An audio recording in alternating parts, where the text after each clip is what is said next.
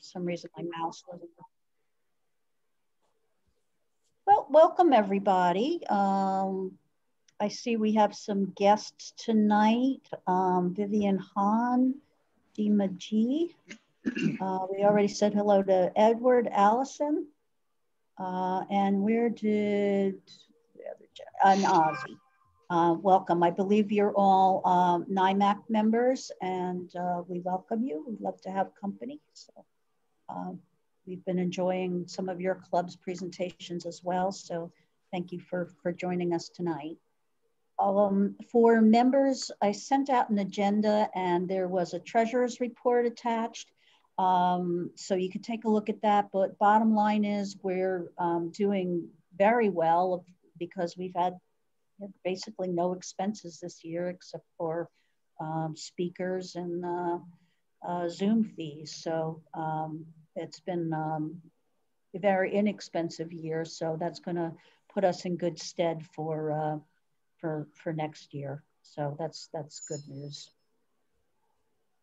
Hold on just a second. Okay.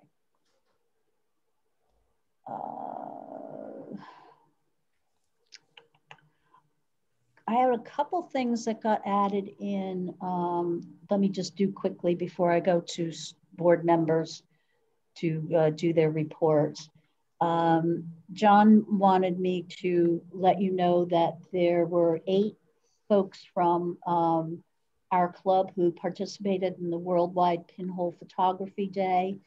If anyone else did participate but didn't upload yet, just a reminder that you need to upload before June or by June 30th. Let's see. I'm just a heads up. I'm going to be sending out a really interesting photography contest that I got from Walter Blitz. It's a nursing home. I believe it's on Long Island. And what they do is it's kind of part contest and part charity, I should say. And they want people to submit photographs. There are prizes for the photographs that win. And then they will pay to have the winning photographs framed, and they will be displayed in the nursing home, first in a photo gallery and then in the various residences, rooms and homes. So it's an interesting concept, and if you are so inclined, you might want to participate. And Michael Podwee sent me something else as well that I will also be sending out about another opportunity to participate in some, I guess it was, Michael, you can't help me because you're muted. I think it was kind of a sharing of an artist sharing. So I'll be sending that out as well.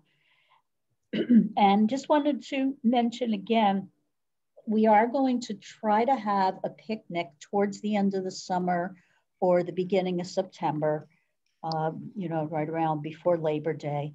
And it will be at our house. And that is, of course, pending that everything's going okay with COVID.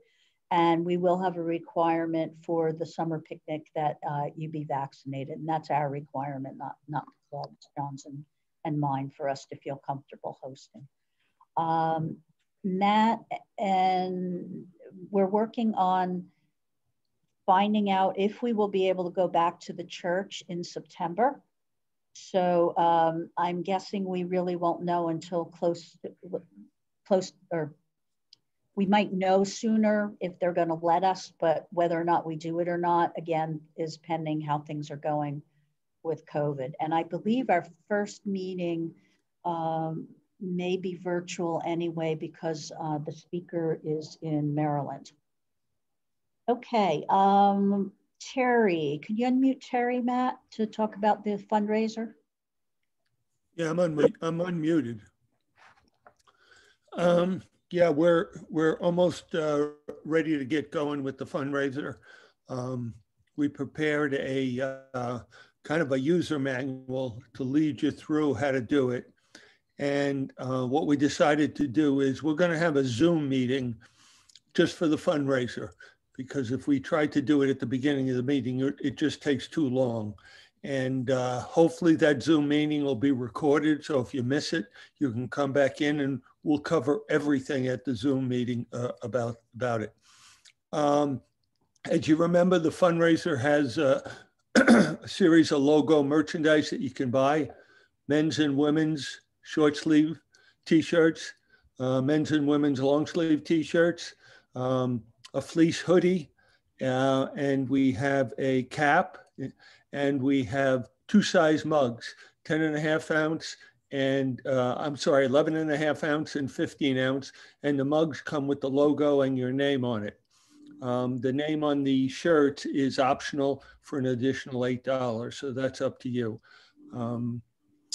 So we're going to go through with that, and you can order, and we'll go through the ordering process, and that's about it. I think in about a week we'll be ready to have the Zoom and really go through this, and as soon as we have the Zoom, we'll be ready to get started with real orders. I just wanted to point out, we've kind of expanded it a little bit, or not expanded it, but worked out a method so that if you want to buy, for example, a t-shirt and you want it in multiple colors and multiple sizes, or in 2 different sizes or 2 different colors, you can do that by just putting in multiple orders. And I've checked with Stitches and Ink, and you have the choice of having stuff shipped to you. You'll pay for the shipping, or you can go to Stitches and Ink in Hightstown and pick it up. They'll be available for you to pick up the merchandise. So that's about it for now, and we'll let you know when the Zoom meeting is and when we're going to get going. Okay, great. You want to cover Photorama while you're at it, Terry? Oh, I'm sorry. Yeah, Photorama. I sent out an email blast, middle of the day today, and it had the whole thing for Photorama, how you what it's all about. There's a portrait photographer who's going to be doing it. It's all virtual, and it's on July 10th, Saturday, July 10th, all day. Same thing, $40. You can sign up using Eventbrite, or you can go to their website if you want to mail in your payment. I don't know with the number of people they have how much their Zoom capability is. So I suggest if you want to really get in on it, you register pretty soon. And her name is Judy Host, and she's an educator. She's a portrait photographer, and she's going to also do some Photoshop of combining pictures or photos and using textures and things to combine it. So it should be pretty interesting. It sounds good. As far as the pictorial results, we had 2 winners, 2 HMs in the creative category. Francisco with Lady in Red got an HM, and Lynn with in the open category, On the Beach. So congratulations to those 2. And that'll do it. So you should have gotten an email today with everything about Photorama. If you didn't, let me know. And Terry, our guests that are here from NIMAC, are they permitted to attend if they're interested? I didn't hear what you said at the end. Our friends that are here from NIMAC, if they're interested in participating in Photorama, are they allowed to do that? Oh yeah. Yeah, I don't think you have to be an NJFCC member. I think you can go on their website and register. Okay, so if anyone's interested, and NJFCC, that's our New Jersey conglomerate of camera clubs, and you're certainly welcome to sign up for that. It's usually pretty good. The last 2 years, of course, it's been virtual, so this will be their second virtual. There you go, njfcc.org.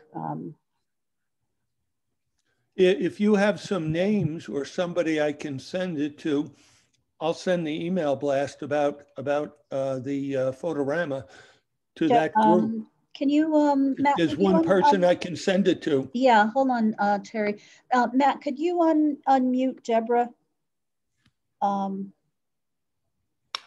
you see her? She's got blue in the background. She's waving at you. Can you unmute her?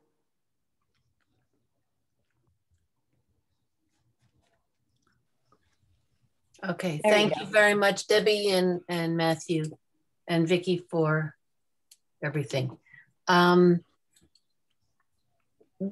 With NIMAC, what we do is we send out for specific clubs. Like you're a member, so we send yours out.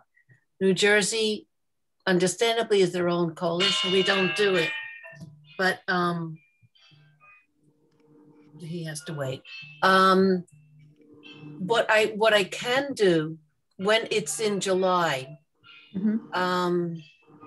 if you send me some information, I think this is somebody who wants to join tonight, but he's going to have to wait.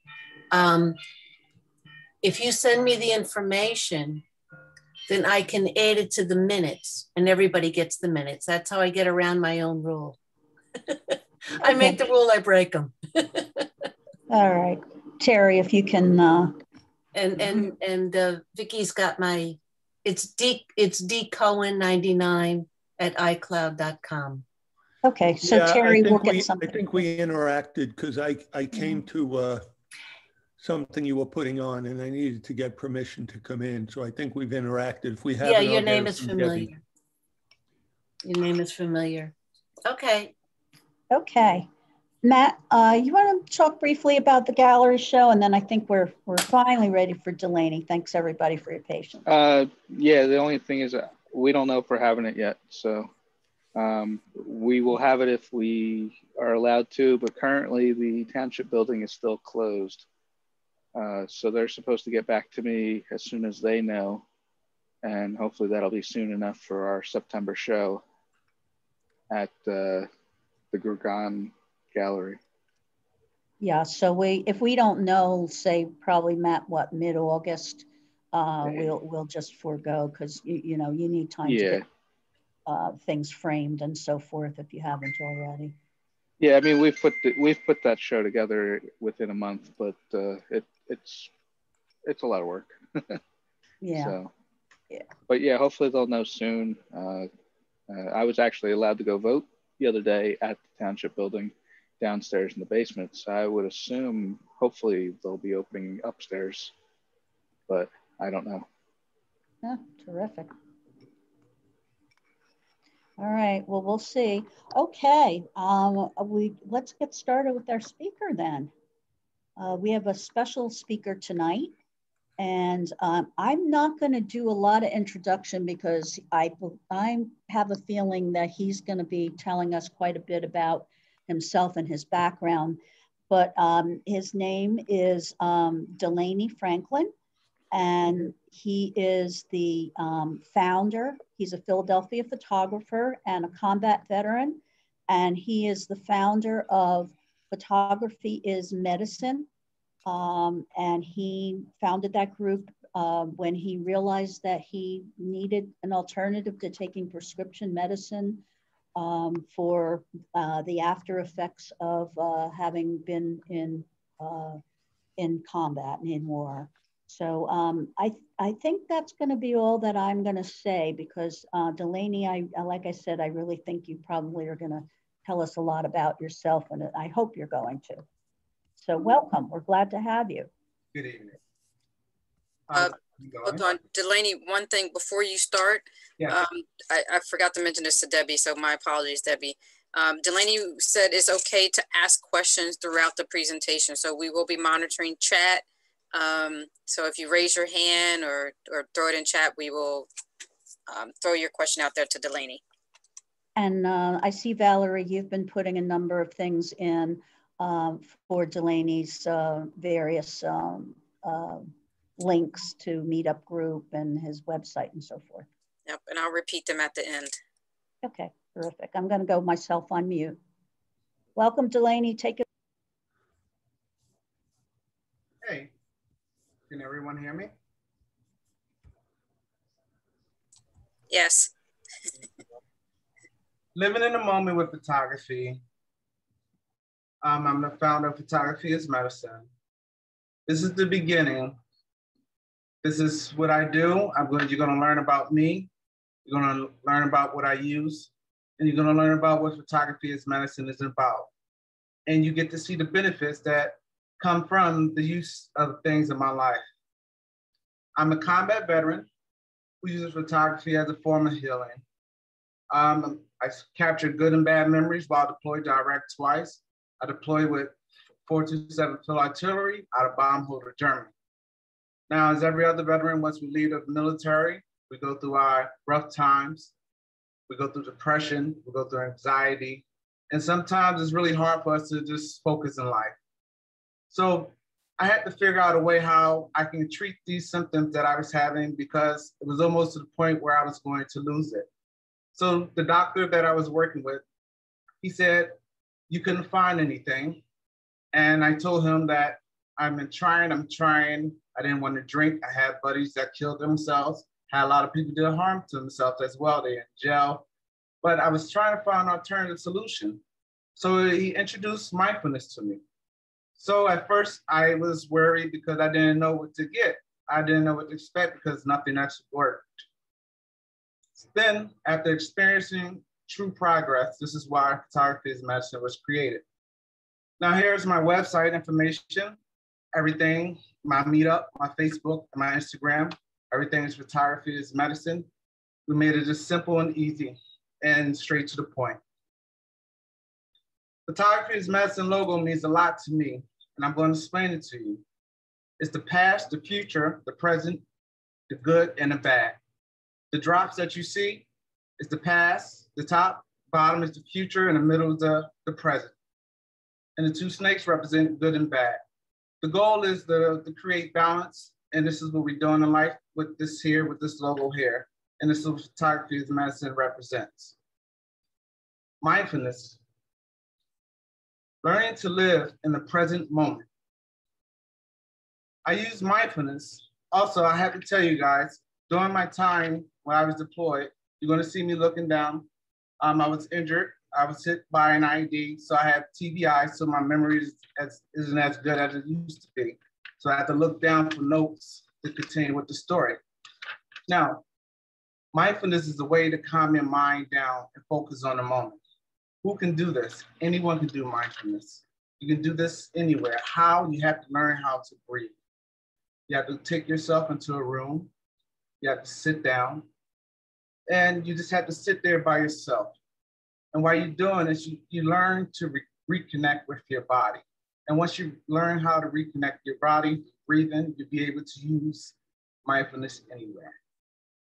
The tools I use the camera, music, colors, and nature. I like to take walks. I ride my bike. I love cooking. And these are some of the things that I use to get me through my day and to keep me going. Now, the gentleman that you see here in this photograph here, he came out to the group and his battery died on his camera.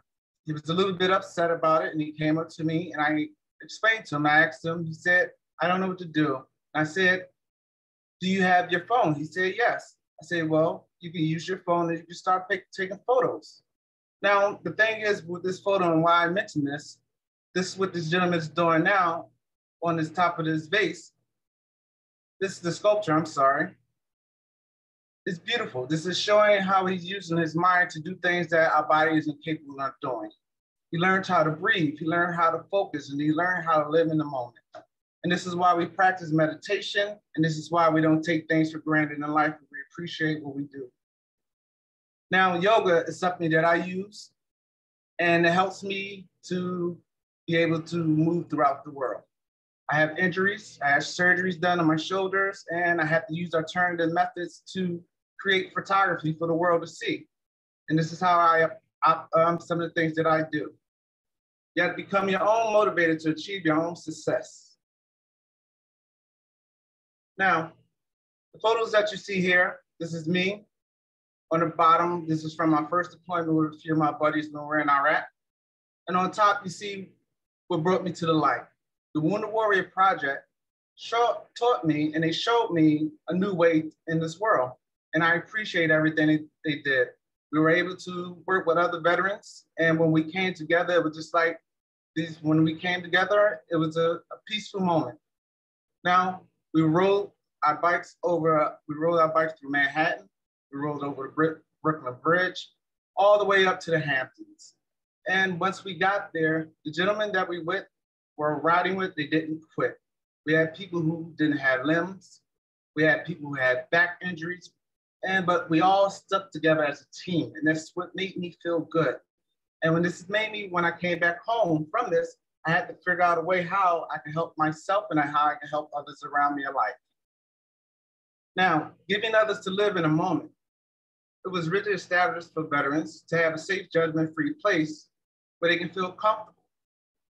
Now, being a veteran, when we come back into this world, a lot of people don't understand what we're going through. So we get upset, we get stressed out, and we just get frustrated. And we don't have the same comfort what we had when we were in the military with our buddies. We just had ourselves. Now, I tried several groups, the photo groups I tried, it was just too much for me. It was too much competition, too much structure. And the peer support group that I was with, it wasn't for me as well. Now, the veterans that was in this peer support group, we had the Vietnam vets, we had the Korean vets, we had Iraqi vets. And even though we were all vets, we didn't get along. It was always a competition of who did the most. And that was what I was looking for. Now, the gentleman here that you see on the left, I met him at a Wounded Warrior Project event. I walked up to him and I told him, I said, hey, I have a group in Philadelphia and I'm trying to get to work with veterans. And I told him about photography as medicine. I gave him the information. And about a month later, he gave me a phone call and said, hey, I'm interested in doing something in Philadelphia. And are you ready? And I'm like, yes. And this was on January 11th. And also, I would like to thank Unique Photos and Old City for allowing us to use their space. Now, the veterans that you see in the room today, they come from all different generations, different branches, but we all came together as one on this day. And we learned the basics. They had to learn the basics of photography, but they was all interested. There was a little shaking at first, but once things got going, they started to ease up and we started to feel comfortable. They started to feel like home again because once we veterans get together, we start to feel that sense of community, like we were all together and we had a smile. And as we walked through the city, they had questions, we helped each other out. And this is the environment that we wanted to create, a sense of environment of calmness.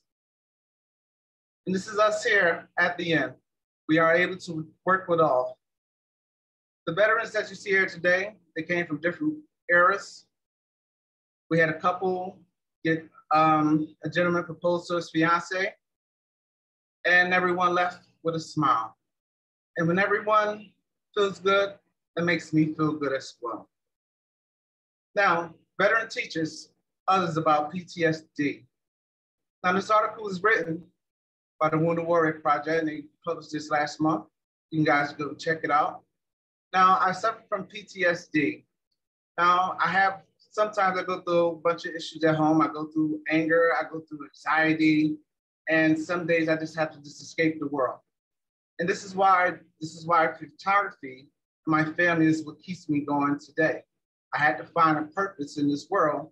And once we find a purpose for veterans, we're able to go out there and create, and we be able to go out there and help people like we used to. Now, our meetup group meet twice a month. We meet in Philadelphia and sometimes the greater Philadelphia area. No one is a burden. Everyone is welcome. Any equipment and skill level is welcome as well. And the reason why I say that is because we have people that come from different places and different levels of shooting. And some like to learn and some like to teach. And this has created a great bond. And we also give the group free to explore the location. We set out a point where we're going to go. We give them a practice and we give them the point. The reason we do this is so in order to use mindfulness, you have to be able to calm your brain down. You have to learn how to breathe. In order for you to get that clear picture that you want, this is what you would love to do. And the group is also free. It's free and that takes stress off. You get to deal with professional photographers and people alike, and you don't have to worry about paying any money. We are here to help you. My goal is to get you out of the house. As long as you come out the house, that puts a smile on my face and also gets me out the house. That gives me the motivation to drive. And this is why you can have the link at the bottom. You can go to meetup.com at Photography is Medicine. Now, our vision for the future is that we want to get involved with the community. We're going to volunteer. We're going to help with photos. We're going to volunteer our time just helping the people. We have the youth to reach out to. We're going to help, our future is to help the youth by teaching them a new way of life, by teaching them a skill, by using the camera. Also helping the children to build their confidence by having an ear to listen to so they can understand that it's okay to be who they are. The educational therapeutic programs also is something that we want to do as well. We want to teach people how to edit. We want to teach people how to use the camera. And the therapeutic programs, like I said earlier, I use yoga. I like to meditate. And these are the things that we can use to help people grow in this world. Now, what you're about to see now, these are my photos. This is my shooting style. And that's and it's all right. I recommend everyone in our group to shoot in manual. And the reason why I say shoot in manual, because to teach you that it's okay to fail. This makes you want to go out and work harder and shoot more so you can get that same photo that you see on the screen and out of your view on that screen once you get home. The goal is that you should want to go out and shoot more. Mindfulness photography motivates you to get out and shoot. Depression and anxiety keeps you in the house. Shooting photography using mindfulness gets you out.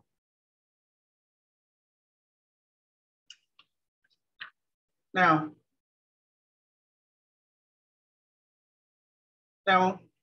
when I take my photos, I'm normally just walking down the street. There's nothing special with some of these, there's nothing planned. But when I take my photos, I love to look around. And this one here, I looked up. And with this one here, you can see the detail, you can see the lines, you can see the way how the structure of this building is. And also you have the clouds, but it all points to the center. And this is how I try to keep my photos is. I want to drive your eyes to a certain object, and I want you to just focus on that. Even though everything else is in detail, you still get to see whatever you need. The same with this one here. This is another building that I've shot. It's similar to the last one, but if you look at the buildings, you see the reflections of the other building, which I think is awesome. And this works for me. Excuse me. Now, in this one here, I was in New York, and we were in a park, and I had a Canon T3i camera. Now, this is the travel camera that I use. On my normal camera is a 5D Mark IV, but my travel camera goes everywhere with me. But the thing is, I learned how to stretch my cameras by using certain programs and not being afraid to do what I need to do once I see an object, a subject. Now, this is buildings here. You can see how they have everything stacked up. And it works. I didn't get stressed. I was able to calm my nerves down, and I was able to focus and get the shot that I wanted. So when I was able to get home to edit the photo, everything turned out well.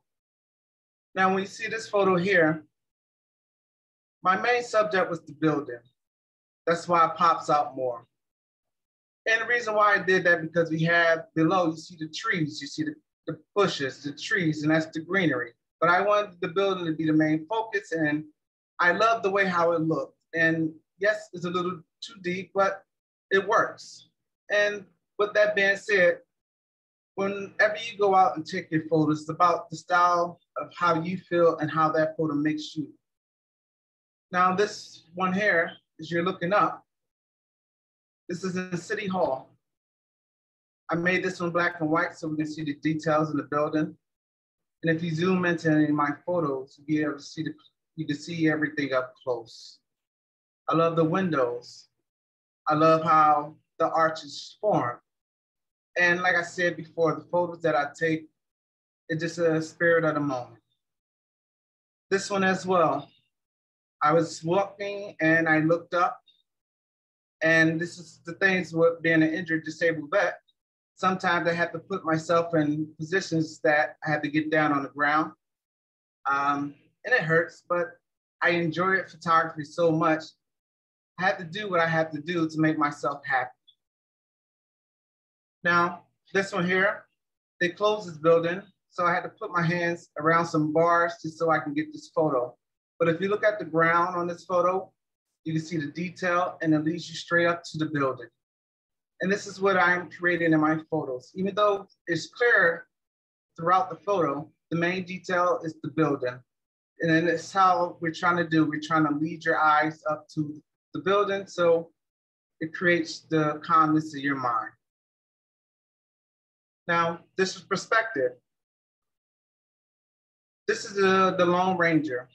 He's heading to work. And this building here, there's nothing really special about this photo, but what I loved the most about it, what I loved about it was the gentleman and how big this building is. It was really huge. And like I said, sorry, excuse me. Now, this photo here, I was in Amsterdam. It was about a year or two ago. And what I loved about this, it was just the sunset. When I took this photo, I was with the travel camera, the T3i. And when I saw the photo, there was so much going on. I like the statues that's to the right. And sometimes it's not perfect.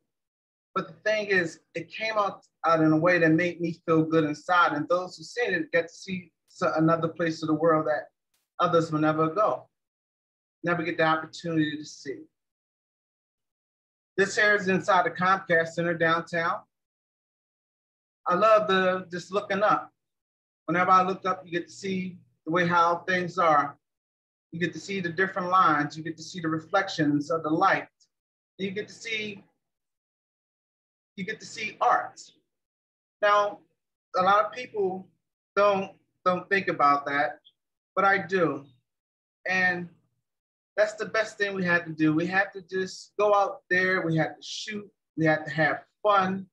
And if you try to take photography by the book, it's going to become misery or boring. Now, this gent here, this is when we were in Germany. Sad elephant. This is the reason why I made it black and white.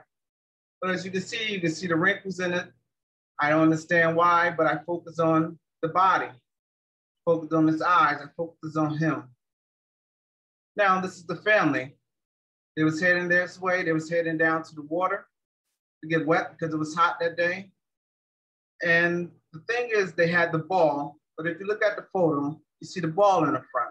This is what they play with. I wouldn't want to be hit with that. But with that being said, I focused on the ball, but I always had the subjects in the back as well, so you can see them as a clear image. My aperture is normally high, so I always try to make my things clear as possible. So when I go in, we don't have as many problems when I'm coming to editing. Now this is just them just walking away.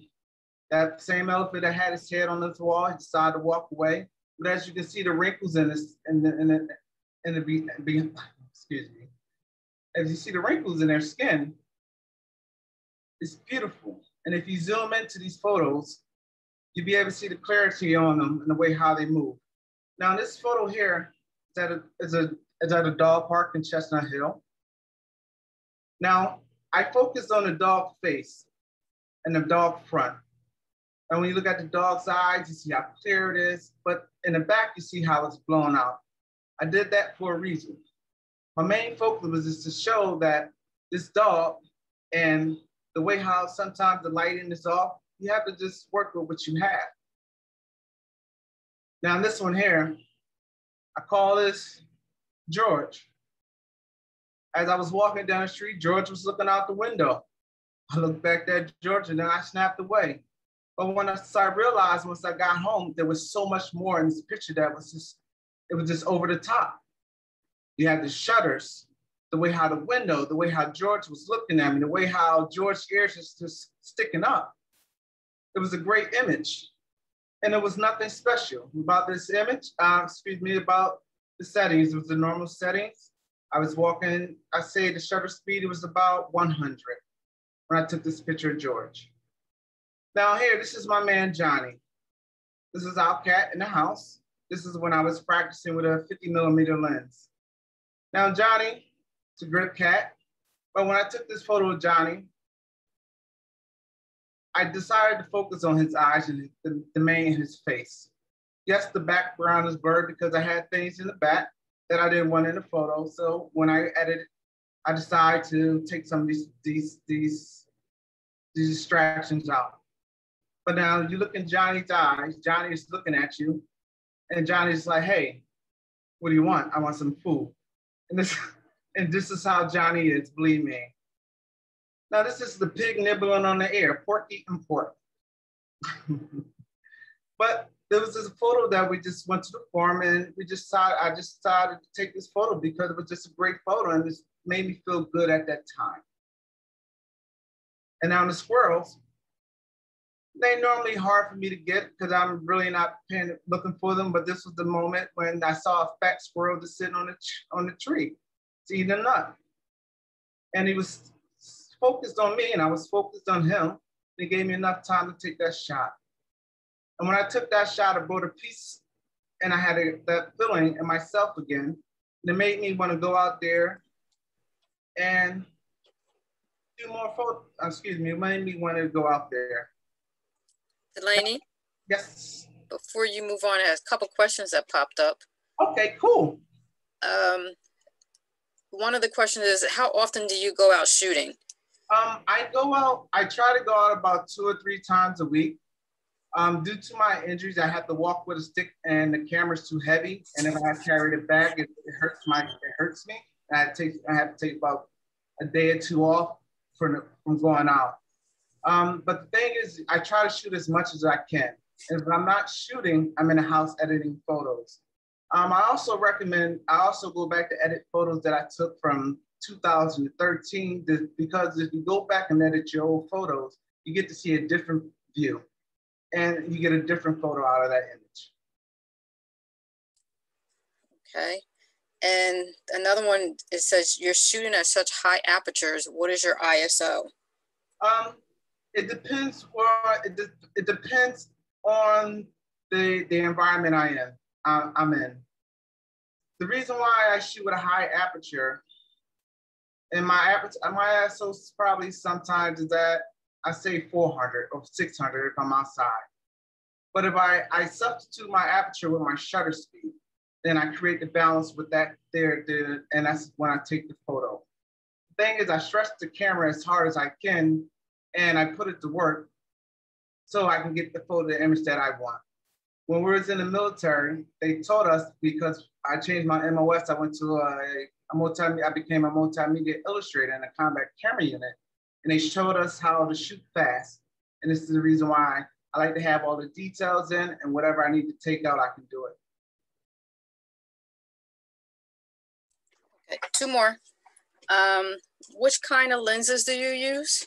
I use the 24 to 105 on the Mark D. And for the Canon T3Is, I use the 18 to 135.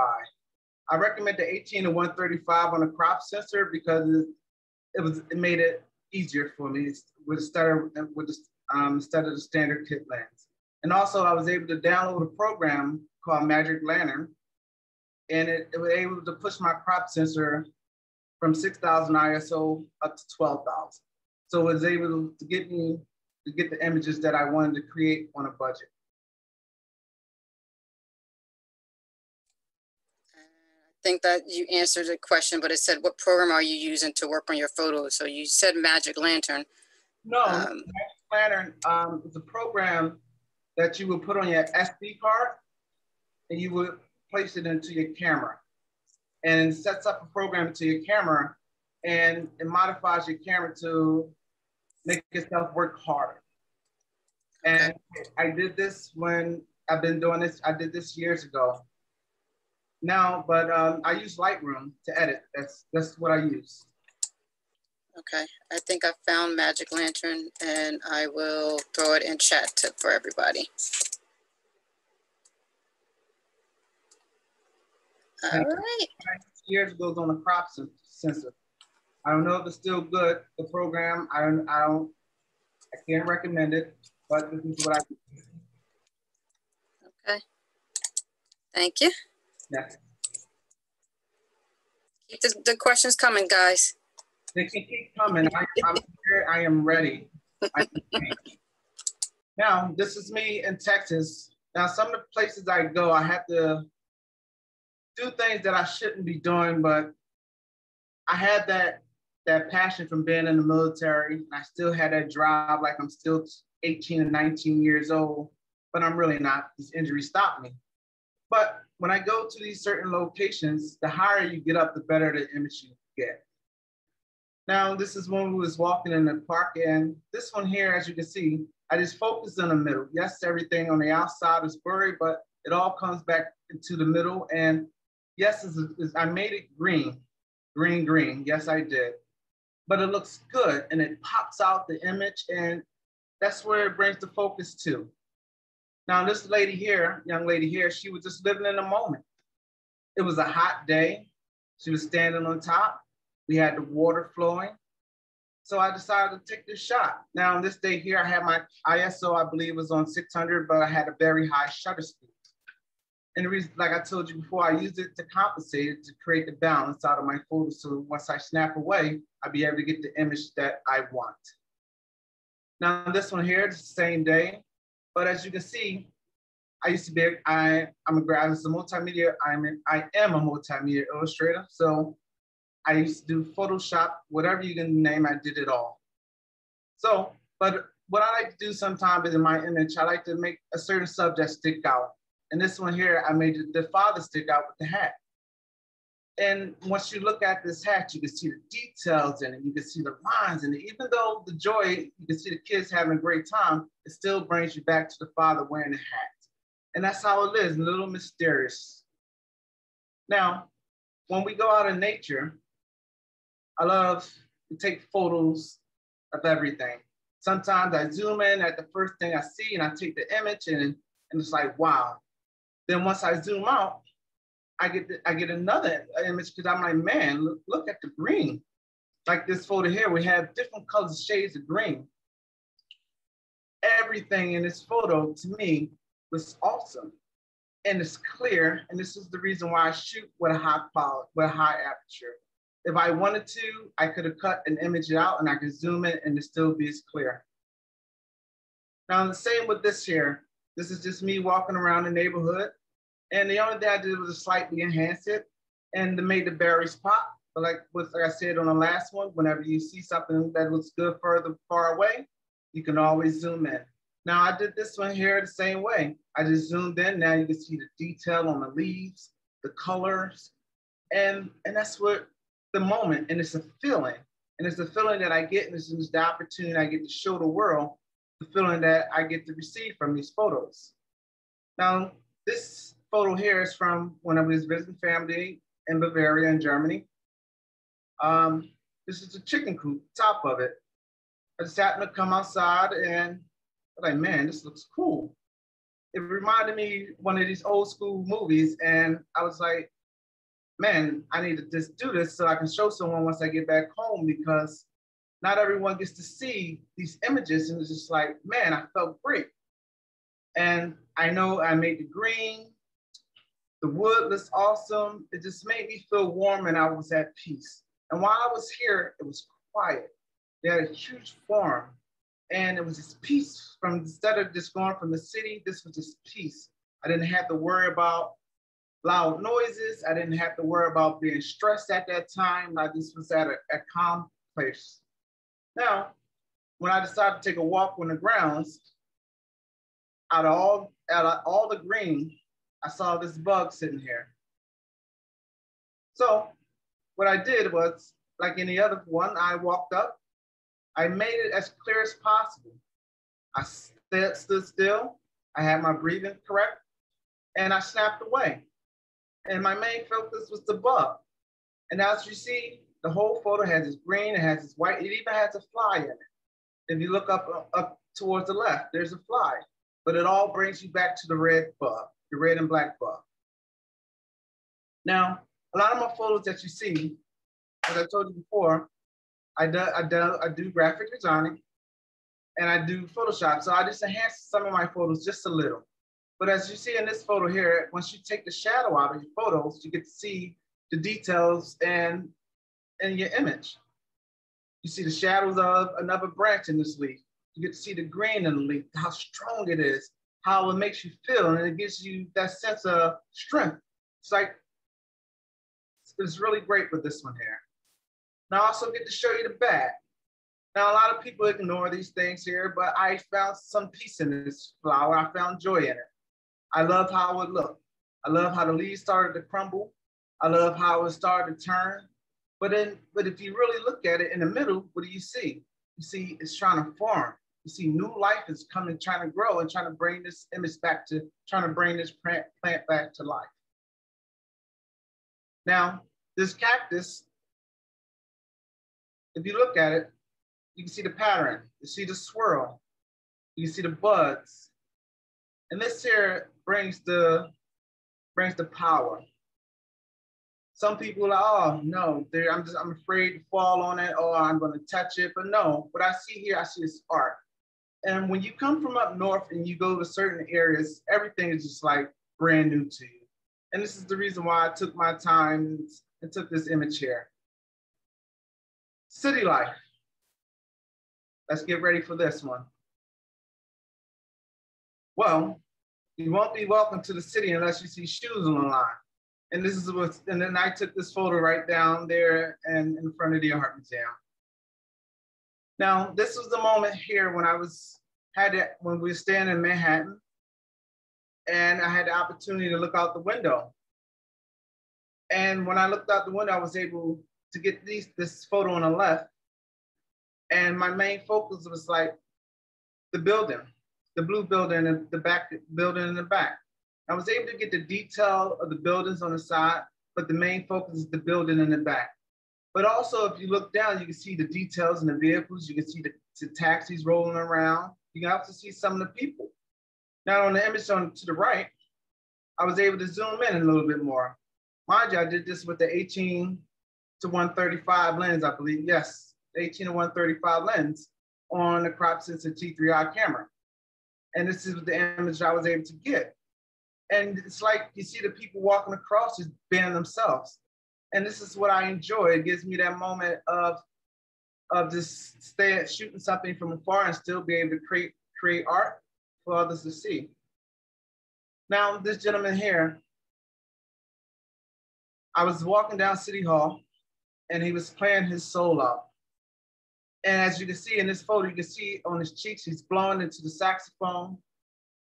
And that's the reason why I made the saxophone the way that left the saxophone the color it is, the way it is, and made everything else black and white. There's a lot going on in this image, but it always brings you back to the gentleman playing the saxophone. Now, this one here, we're just walking. I was just walking downtown, heading to City Hall, and I saw the gentleman skateboarding as I was walking up, and as I was walking up, the young lady in front of me, she told him to stop and to take a photograph. And it was just me, and I was like, hey, this looks good. I said, let me stop. And as I stopped to take the photo, the gentleman here, yes, to the left with the yellow shot, even though it's blurry, it still matches the background. And yet my subject in this image is still clear. There was nothing done. I should probably say my shutter speed was at probably 200, and my ISO was at about 300. No, I'm sorry, about 400.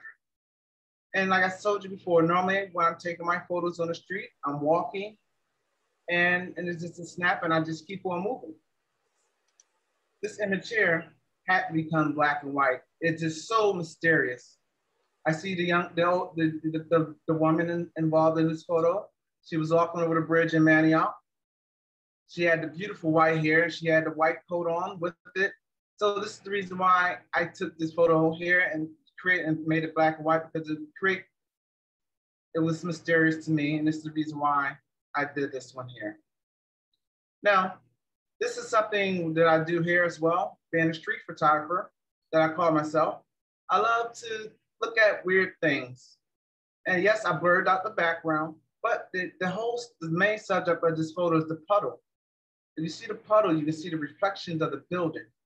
And that's what I'm trying to let people see when you take these photos, when you go out in this world, you take these photos, that it's not all about everything about just being clear, it's about what you see and showing the world a new perspective. My goal is for people to go out there to just look at weird things, or just look at the clouds, or just look at the rock on the ground and say, oh, the rock made a smiley face somehow when you put them all together. It's just about just going out there, just being yourself, and just having a creative mind, a sense of freedom. Now, this gentleman here, we were at a meetup group, and we were just walking, heading to another location. What I love so much about this photo here, I loved his mask. I love the pattern. I love the colors. This is what made this image pop even more. But besides that, he's holding his camera.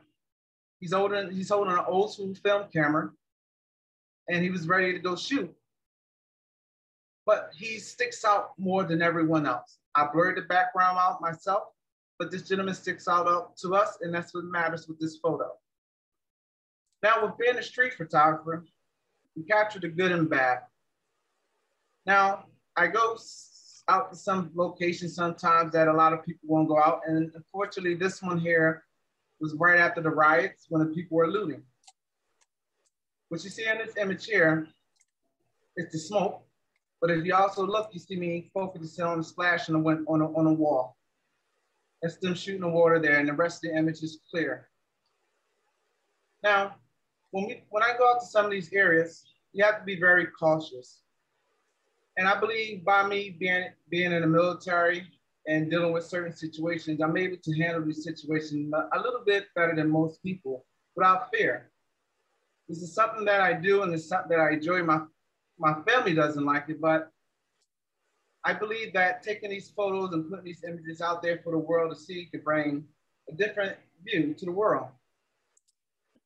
Dalanie? Yes, ma'am. Couple questions before we get too far away. The group is liking what they see. One of the questions they have is, have you ever tried using a soft focus lens? No. I always use the lens that just came with the kit.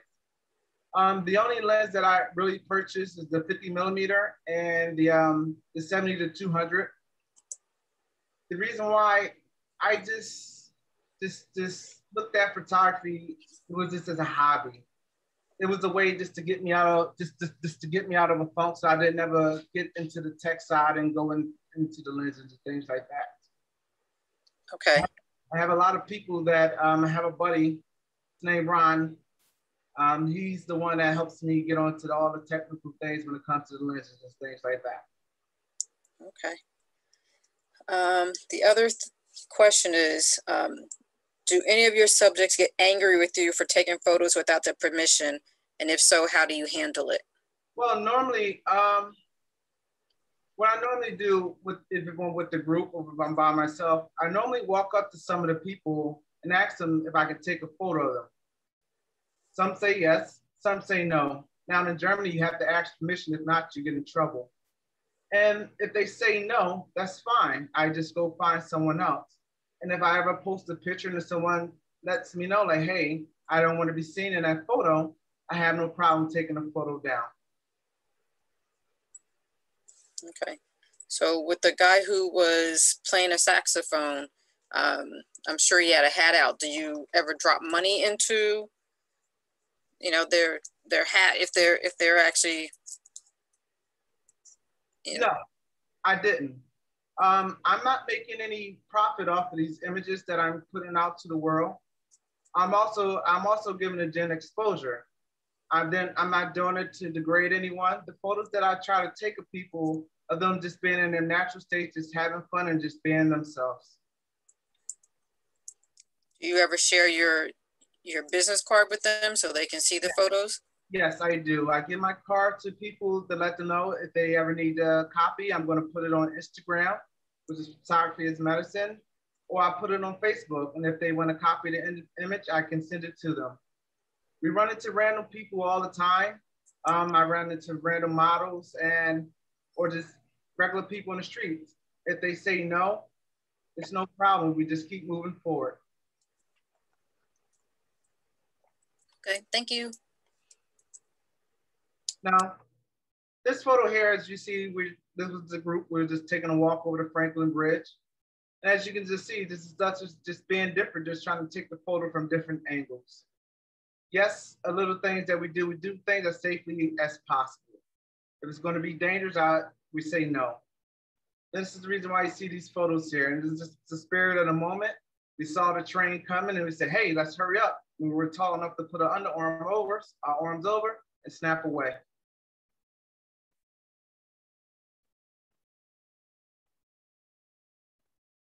Now, when it comes to this here, I walk everywhere.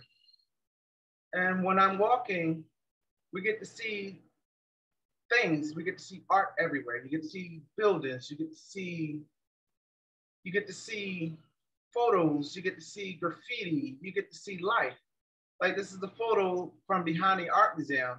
Sometimes they have the photos, and I took this photo here, and there's nothing big about it, but it meant something to me.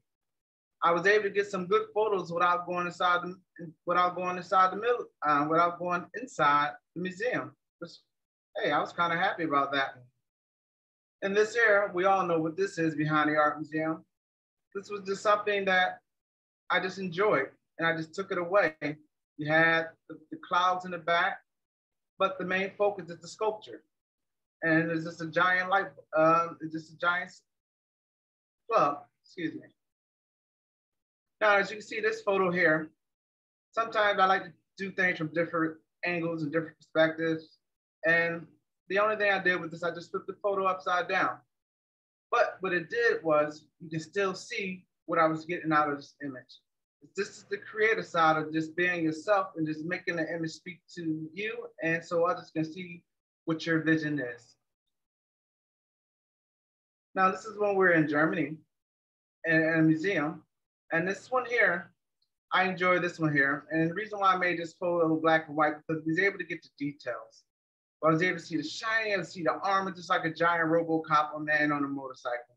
And I love motorcycles. And motorcycles are fun. And if you can get these images like this here in this museum, like I did, I recommend you guys go to this Simsheim in Germany and shoot away. Now, this here is inside the Comcast Center. I never known this was there until I went in there, and I looked up, and the sculpture here is awesome. You see things that you would never see. When we normally walk in a building, when we walk in a place, we just say we're just gonna go wherever we wanna go, and that's it. Or we're looking at our phones and that's it. But if you put that phone away, you get to see different things in this world, and that's what we're trying to create. Now, these are my candid photos. Now, if you ever meet me in person, I am full of tattoos. So I am a tattoo fool. Now, this young lady, she's just getting ready. They had the Powerpuff Girl on her drawing on her leg. She's getting ready to get tattooed. But also, the color that they use on my leg to get it ready also matches what I hear. And that's the reason why I made this image black and white with the hint of the purple, because it made it pop. And this is what we have to do when we take our photos. Sometimes we have to take colors out, and the thing is we try to make them to a way that makes us happy, then we can help the world to see what we're trying to show. Now, this gentleman here, he was just standing there. He was standing there for someone else, and I just happened to walk up, and he gave me his story. But the way how he copes, he uses tattoos, and he enjoys them. He gets to go out to travel. He gets to show the world his body. He gets to show who he is. And a lot of people are like, oh man, he's a bad person. This guy is one of the nicest people I've ever met, a pure soul. And that's the people that we try to be around. People who have pure soul can always make you feel good. As you can see with this one here, now, this gent here, he has to smile. The gent on the left has to smile, but And I'll tell you why. That's a smile, and he has fear, and he has a little nervous. A chest tattoo hurts. It hurts really bad. So that's the reason why he's feeling that moment.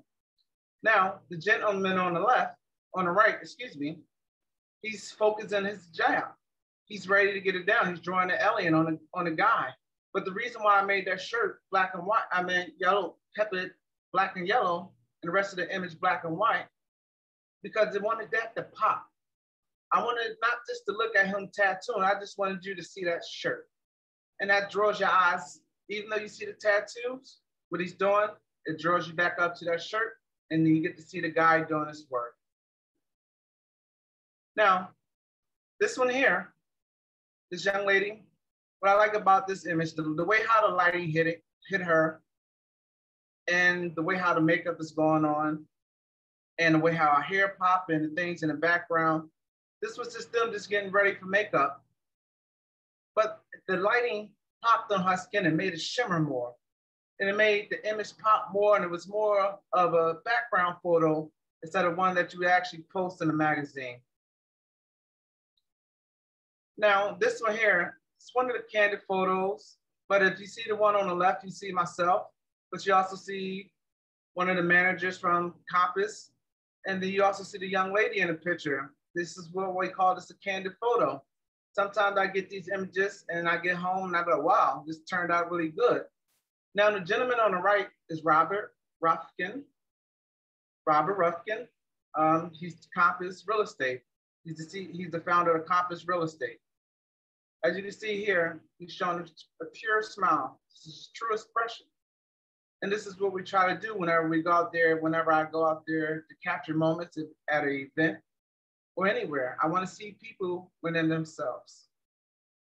This is another moment. They're just having a conversation. And they're just talking away. But you know, what makes this picture pop is the gentleman's shirt. You can see him talking. You can just see them just being themselves. And that's just them just being in the moment. Just them just being in a moment. Now, with this photo here, now there's so much going on in this photo, but at the end of the day, it brings you back to the gentleman that's wearing the red.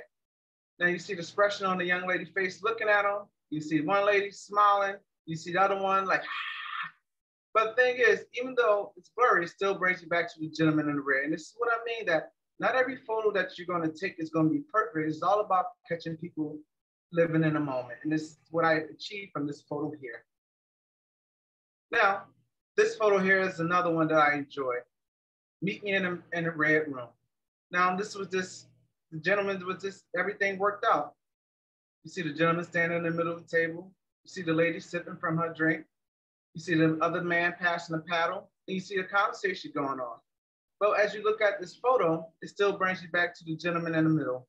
And what we're trying to create is an atmosphere of, it's not about trying to make everything perfect. It's about creating a clear image that can show people what's going on without them worrying about someone taking a photo of them, worrying about them being noticed. Now, when I take these photos here, they're having a conversation. But if you look to the right of the gentleman, you see the poster on the wall that pops, that brings your attention over. And even though the people are standing there, we still have that photo that says Fast and the Furious, bring your attention over. And that's what I mean with the creative side. It's putting two things in one image, but at the end of the day, my eyes still lead over to the right and look at the gentleman in the side. This one here as well is just a random photo. She just took her friend photo, and the young lady was interested and wanted to see it. And this is why you see the pure joy in her face. And that's what we created there in this moment here. This is why I made it black and white. Dalanie? Yes, ma'am. Real quick. It looked like in one of your pictures, especially the one with the mirror, you had a flash on. So are you using a flash in those instances? Yes. No, well, yes. In this environment here, yes. In some indoor environments, we have to use a flash. What I use on top of my flash, they have a alternative version of the Gary foam dome. the Gary, it's like the dome that you put on top of the flash. Instead of the flash just bouncing off the ceiling, it creates the flash throughout the whole room, and it fills in the light. And you can go on Amazon and order it. Probably about, I forgot how much I paid. I believe I paid about 10 to 15 bucks for it. But the one, if you go online, they want about, for the Gary phone one, is about probably about 50 or 60 bucks. I'm not sure at the moment, but it's more. But I got the same result from using that. And this is what I use whenever I do events and indoor shooting. You said Gary foam dome? Yes, that's what it's called, a Gary foam dome. Okay. But what I'm telling you is that the one that I purchased, you go on Amazon and look for something that's similar to that, you can get 15 to 20 bucks, and it does the exact same thing.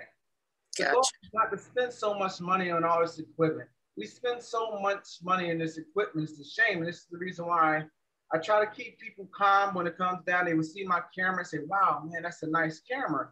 But I tell them, like, most of the photos that you see, this comes from a camera that I had for like 6 years. And I'm like, it's a crop sensor. So it's not about the camera, it's about the person who's holding the camera. And that's how you get to achieve the image that you want. Now, this one here is what I love the most. Now, when it comes to graffiti, you can get so much out of an image. Now, as you look at this one here, the colors that you're going to see so much. But at the end of the day, where did it lead your eyes to? It leads your eyes through a wall to the young lady face that's in the back. Now, if you guys are willing to ask questions about the coloring, we definitely can do it now. Now, with these photos here, when I'm taking the photos with this one here, I just make sure the settings are the same. Once I get home, I just add a little bit of saturation or a little bit of vibrant. And the images that I want to pop out a little bit more, and while I'm using Lightroom, I take the brush over it, or I take the tool over it, and I add clarity to it. And that helps the images pop more. Now, So actually, Dalanie, there was a question about coloring. Yeah. How do you decide which color to use and when to switch it to black and white? Well, every photo that you take, if it doesn't look good in color, you can always turn in black and white. And that's what I was always taught. Sometimes it works. Now, when it comes to the photos, like the coloring, I just slightly enhance them to get the feeling that I want out of the image. If you make it too colorful, it looks like a cartoon, but if you make it just right, it'll turn out fine. And when the colors don't work in any of my photos, I just turn them black and white. And if I can get some out of the black and white photo, I would use it. I would just slightly enhance certain things in the black and white photo. I'll add the contrast and just smoothing it out at the end. The same with this image here. Even though you see the color, all the colors around, my main focus is straight down the middle, all the way to the pole that's sitting all the way in the back. But as you see on the side, you see the detailing with the coloring, with the colors. The only thing I did was I just put a little bit of clarity on them and just slightly increase the color, just a little, the saturation a little bit, to make it enhance, to make it stick out more than the other colors on the side, images on the side. I'm sorry, I asked the wrong question. It says, how do you select color technically? Harvey, am I asking the right question for you this time? Let me find you and unmute you. There you are. Yeah, I was wondering technically, how do you decide? Well, not how do you decide? Well, you do decide what you want in color and what you want in black and white. How do you do it technically? What software do you use? How do you do that? Oh, well, I use Lightroom. What you can do, you just take the saturations off of the photos.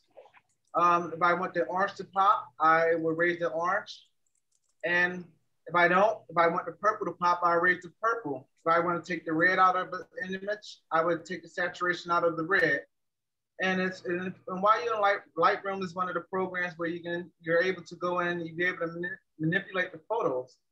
And wherever is left, if there's still colors in there, I just go over it with the brush and just take the rest of the colors out and just turn it black and white. Oh, okay. So you make the whole thing black and white, No, and sir. with a brush you go over a certain part of it and bring out the color? No, sir. What I do is I take the color image, as you can see with the flower on this image here. What I would do is I will put the tool over it, and then I would make the flower pop out, and then I would select the invert button to make the rest of the background black and white. So the only thing I would have to focus on is just the flower. And I would just wipe around the flower, all the areas that I want to keep black and white, and I would just let the color pop from the flower that way while the rest of the image is black and white. Hmm. All right. You're going to have to show it to me someday. Yes, I can definitely show it. It's one of the things that I had to learn. It's the same thing if you take a photo in Lightroom and if your image is dark. What you can do is raise the shadow up, and it brightens up the areas in your photos that was dark. And this is what I do with the post once I'm editing. So some of my photos, they're dark. Once we get in editing, I can have fun. And that's one of the reasons why I do shoot with a high aperture as well. Okay. Thank you for that. Yes, sir. You're welcome.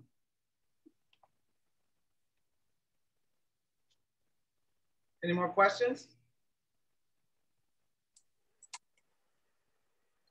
Nope, I don't see any other ones. Now every photo of graffiti doesn't have to be in color. You can always turn black and white, and you get a different feeling from this one. Like here, you see the faces here, and my focus was on the faces. It made me feel the moves of monkey see, monkey do, monkey want to look just like you. But also you can see the sad face of the clown in the back. But this image here is great. And I made this one black and white because the color image didn't look good. Now, this one here, I made a color pop on this one. This is when we're in Germany. And this is when I was using the crop sensor camera. Now, like I said before, I have to stretch the crop sensor camera sometimes to get the image that I want. But on this one here, I made the clarity. On this one here, I wanted the orange to pop. I wanted the orange to pop. It gives you the spark, it gives you the shine, and it gives you the joy. And it brought that moment that I needed at that time, because what I saw there is what I was able to bring home and capture it and do the same thing on the computer. Now, this is another image that I took while I was over there in Germany. In Germany, they get them free range of graffiti everywhere. When I tell you everywhere, they get the graffiti everywhere. When we were over there, we was able to go through the park to take some photos of all the graffiti that they did. The next week, my father-in-law sent me a picture and they redid everything again. But on this image here, it speaks to me. You can see the hand, you see the detail in the hand, and also you see the euro. And what they doing is just, the way how I look at this image is just like, this is what they doing. We just take and they give. And but also what you also see in this photo, you see the vine landing over the euro. There's just so much in this image that you can just interpret yourself. Now we go back to the colors. Now with this one here, what I liked about this one, it was just so much. And if you see, I blur some of the things out in my images to get the people to focus on what I want them to focus. I didn't do much on this one, but I loved it because the angle, the way how it has the little snail monster on the snail monster girl, whatever it is. And also you get to see where we're going at from the sign, the street sign. And there was another one that we also took. Now this is when I was underground. Now if you have the old Canon, the crop sensors, they had the flash on them. Now with this here, I have to work with the camera, trial and error, just to try to get the image that I want with these when I'm in dark places. Now, like I said, I had the 18 and 135 on, but I had to work what I had to get the image that I wanted. I wasn't prepared for this when I went over here, came over to Germany for this trip. But what I was able to do in editing, I was able to pull out the guy that's dancing.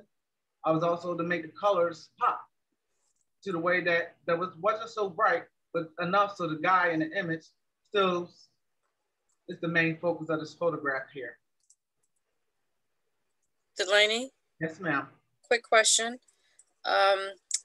The question is, how often do you crop in camera by selecting the scene, or do you crop later in Lightroom? I crop later in Lightroom. I do everything in Lightroom. The reason sometimes we run out of, like I said, most of the photos that I take. Now, I have photos when sometimes I have to go into certain places and I have to shoot really fast. So I have to make sure all my adjustments are there. And so once I take the photos and I get home, I'm able to just do certain enhancements to get the photo that I need, the image that I need.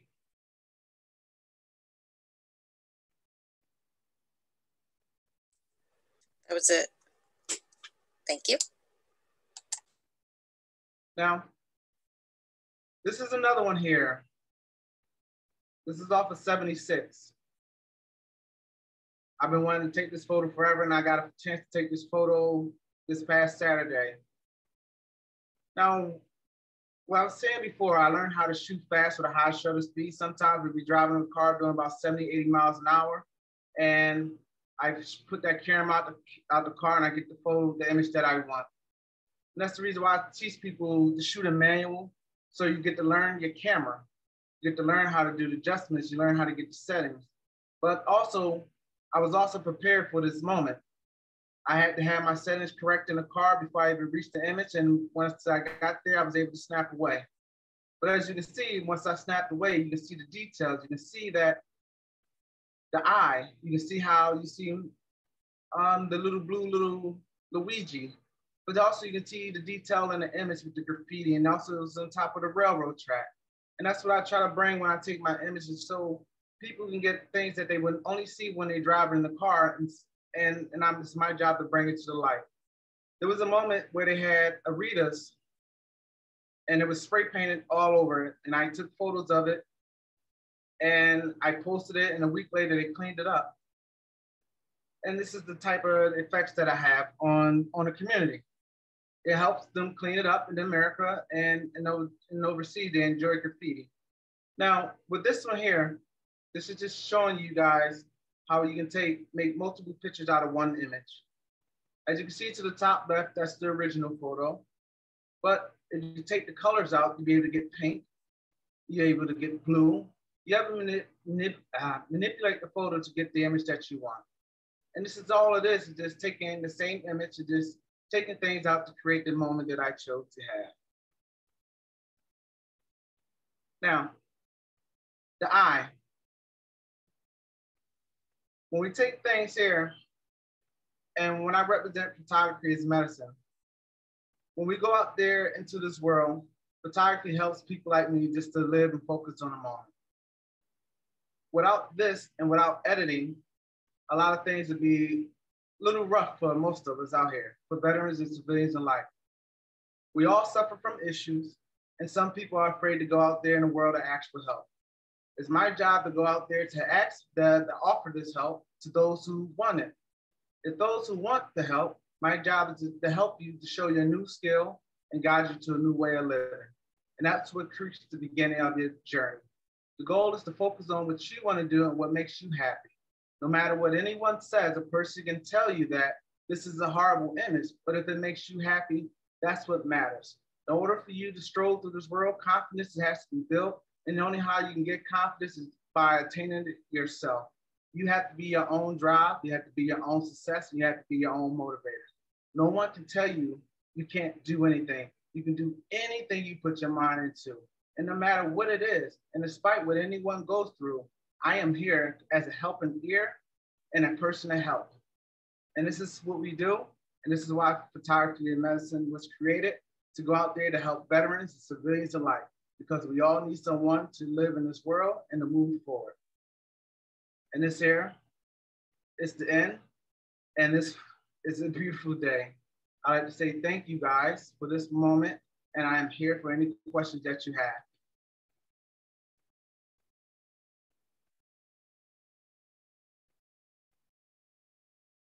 This is the end. I'm laughing because I was like, I recognize that shirt. And then I'm like, oh, it's me.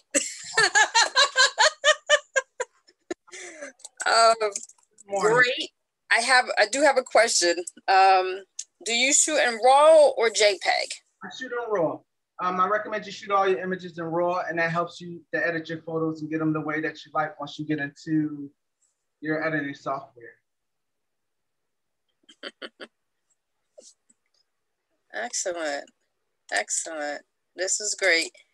I know everybody hung in there because Dalanie was on a roll. So does anybody have any other questions? I'm not sure if you can see the chat, Dalanie, that they are loving the excellent use of selecting colors within your presentations, especially when you did the blue and pink. Well, thank you. They love the presentation. Thank you for your service. Great job. It's very inspiring. Thank you. A lot of kudos in here. It's moving faster than I can read. Well, we are here. Like I told you guys before, we did our tours in Iraq, and the goal is to come out here just to help the world, to teach the world a new perspective. The things that I've seen growing up as a youth and being in the military changed the way how I look at the world. We have good and bad people in this world, and that's why Photography is Medicine is here, just to let everyone know that we just have to create balance. You can be the toughest beast in the world, and I made that person sit down, they cry their eyes out, and they let themselves go. Why? Because the goal is to make people to feel comfortable and be themselves without the fear of someone going out there blabbing out their business. Only thing I recommend whenever people come to talk to me, as long as you don't mention certain things that's illegal, it's fine.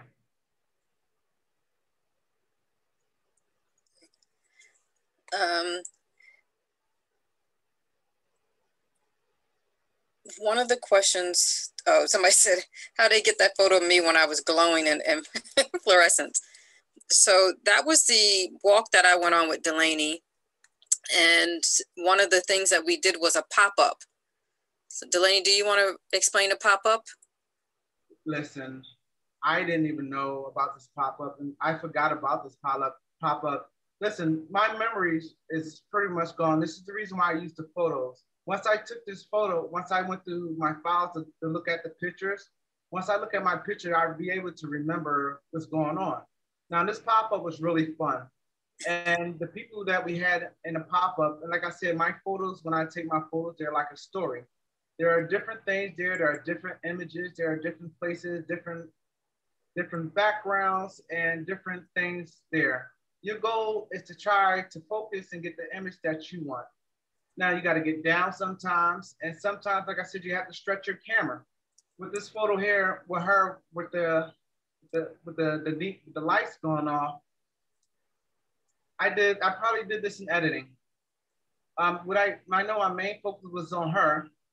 As long as I get the clearness on the shirt, the words, I was able to go in the Lightroom to lighten up the shirt. That's how I created that image there. And in that particular room, they had blacked it all out. So I'm not sure if any of you know what a pop-up is, but they literally just took a space, and throughout this space, they had different backgrounds and different setups. And one of them was this really dark room, and they had glow-in-the-dark things on the wall. And you could just take random pictures. So now I'm gonna have to go back and look at those pictures. I saw the pictures this morning, and I was like, oh my goodness. And I was like, oh, I'm gonna use this. And that's the reason why I brought it up to you guys, brought it up tonight. But yeah. Photography is here. Photography is a new way. It's always been here, but it's a way for creative minds to go out there to help save lives. And it's a therapeutic method that a lot of people are afraid to use, but when you have people that's out there and willing to work with you and help you build yourself up, to be able to get through. And I tell you this is that if you look at me, I'm full of tattoos. I'm over 6 feet. And some people are afraid of me. But once they start to speak and they get to sit down or we have a moment, they be able to calm, they be able to calm themselves and they be able to relax. And once you relax, you get to hear some of the most things that you never thought you would hear before. And that's what I bring to the table.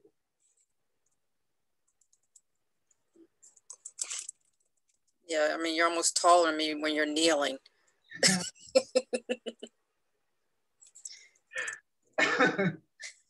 This is true. Well, I didn't find out until like 2 years ago that I was really tall because most of the people I hang with are over 6 feet. And the smallest one of us, one of my buddies was like 5'11". So my wife was like, and my kids were like, Dad, you are really, really tall. And I'm just like, okay. But like I said, but I can make you feel comfortable. And that's what you need. You need people like me.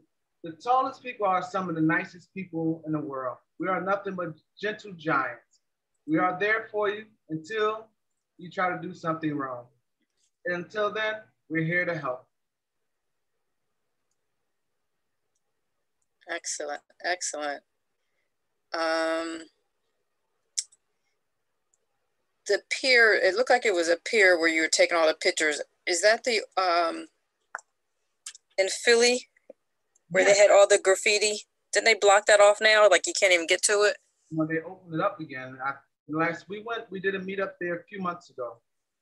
Oh. About a couple months ago. Now, the first time I went there, that was probably about 5 or 6 years ago.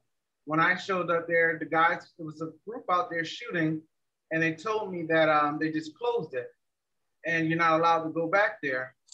And being a street photographer, I'm like, I drove all the way from up here from Mount Airy. Yeah, that's not going to work. So this is what I do. Sometimes we have to do things that, you know, as long as it's not breaking the law to a point, we have to do things to go out there to get the images that we want so people can see. But graffiti pier is open to the public now. I'm not sure, and the last one we went is open to the public. Each time you go there, you will see something different. I went there in September, and then when I went back in October or November, the photos were totally different. And that's the thing, is it keeps switching up. And when you out there taking photography, it helps you to get in that moment, especially if you're by yourself. You can put your music on, and also it helps you to get through the time you can just sit there and think, and you can figure things out. And also what I learned with using photography and editing, it helped me to focus on the moment.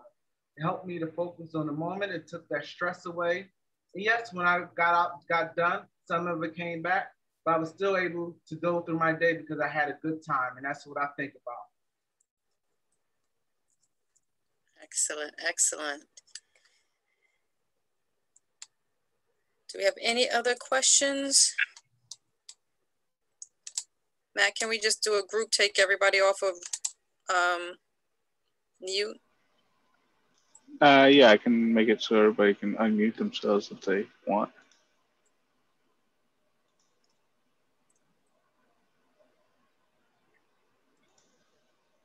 Anybody can unmute themselves if they'd like. Okay. Dalanie, it's Debbie again. Thank you very much. This was really wonderful. Sure. Dalanie, that was an awesome presentation. Thank you. And you can stop the show. Dalanie? Never like to see yourself. The share, you can stop the share while you're talking to everybody else. I'm trying to do this thing. Like for me on this one here, my mouse doesn't show up. Okay. So give me like a second how to do this thing. While Delanie's doing that, does anybody have any other questions or comments? I might. Can you hear me? Yes, go ahead, Wes. Hi. Hi, Dalanie. Yes, sir. It was enjoyable listening to you. I was a corpsman during the 35th Medical Service Squadron during Vietnam. You brought back memories. But I'm curious. Thank you for your service, and I'm glad to see you're okay. Thank you for your support. And thank you for your service. It's a long time ago, but my question, as a veteran, do you still get ability to go to the BX and buy camera gear? I remember I bought my first cameras when I was in the service at a significant price. Do you still have access to it? Yes. Well, I was medical retired from the military due to my injuries. Okay.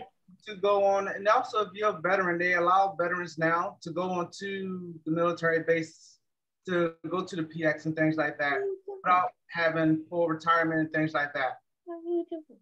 I'm just saying that it may be advantageous for you to shop there when you want to buy more lenses or equipment for your photography, as opposed to a B&H or anything else.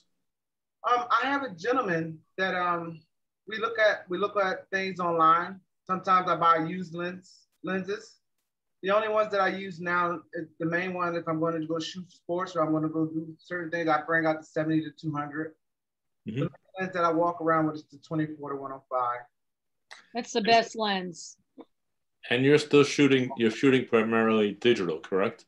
Yes, digital and raw. Yes, sir. Okay. If you ever get interested in film, contact Valerie, and Valerie knows me. If you're looking for if you want to play with a 35 millimeter, get in touch with Valerie and she'll connect you with me. And as a former service friend, I'll be glad to help you out. Thank you, and I appreciate that. That sounds awesome. My pleasure. I enjoyed your presentation. Thank you, sir.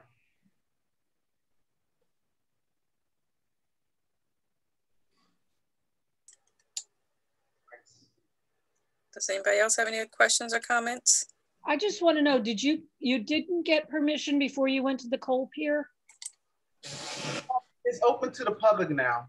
Is it? Because when we went there, we almost got arrested. When did you go? It was a number of years ago. And we had the transit police came and they said, did you see that no trespassing sign? And I said, what? No trespassing sign. And he said, that's why you're not getting arrested, because you can't see it. I've done that before. I was like, oh my God. But he took our names and he said, if you ever come back, yes, you're on a list. So, but now I could go back. Yes, you can go back. Listen, if you ever get off 76, if you go on to like towards Lincoln Drive, you see tracks and the bridge there going towards Manioc.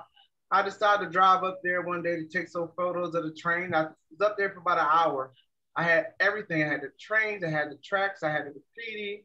And on my way back out, I ran into the police officer and he said, hey, it's trespassing. I need your ID. I gave him my ID. He said, you can't come back. Well, I took all the photos that I needed and I never had to come back to this place again. So I was fine. Well, that's how I felt at the time, but now I want to go back. Yes, listen, we did a group there last year and it's opened up to the public. I made sure it was open up to the public so I can bring the group back, bring a group there, because my responsibility for the group is that I can't afford anyone getting hurt or anything like that. It's my responsibility and my job to protect you guys. And you didn't want to get them arrested, huh?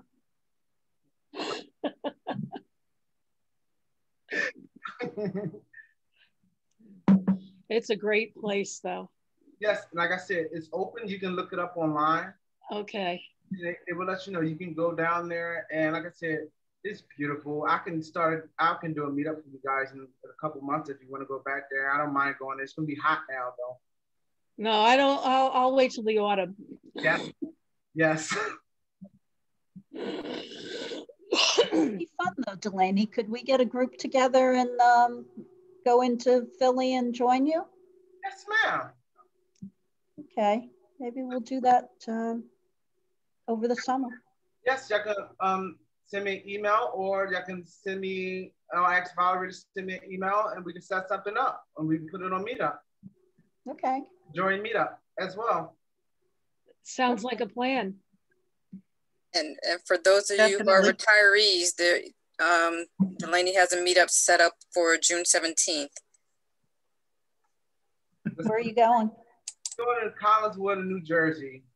They're having a cruise night. So there's going to be a bunch of old school cars out there. So it's just an opportunity just for us to get out the house and just try Where in Jersey? Collinswood. Collinswood. Oh, okay. Down to whatever, 206? I can't tell you. This will be my first time going there. I have, like I say, with the group is that I give the members opportunities to throw out places to go, and I just go do the research on the place, and then I will set it up and then go. And that's what we try to, with the group, we try to give people their own sense of their own power in the group, so we can go to different places, the areas where we can go. Cool. And that's the 17th. I'll look on your website. It's on Meetup, and I just put it in chat. It's slightly, it's around, it's just south of the, what is it? The mall where the Garden State Mall is. Garden State Mall is. It's down Cuthbert and down that area. Where? It's actually, if you know where Cherry Hill is and things like that. Yeah. It's out that area is where it is.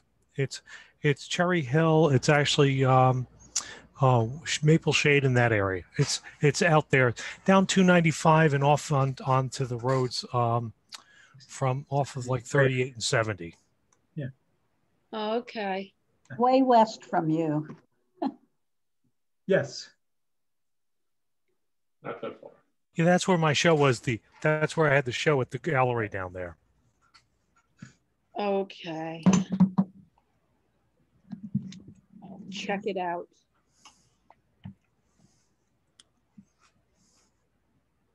And I put the link in. I saw that chat. Wow.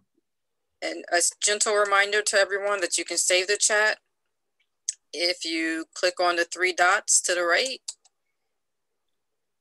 You can then choose save chat, so you can get all that information. However, if you have a problem, let me know and I will send you the links via email.